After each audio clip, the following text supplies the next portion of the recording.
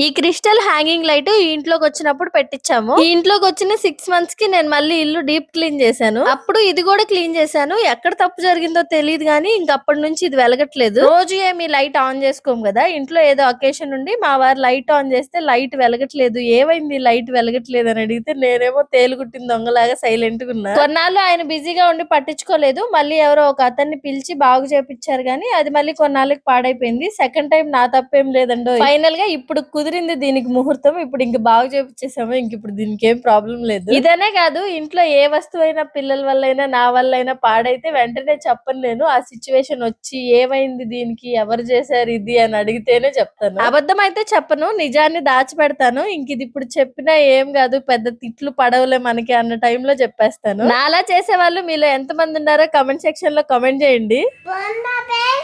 బాగుంది ఫ్రెండ్స్.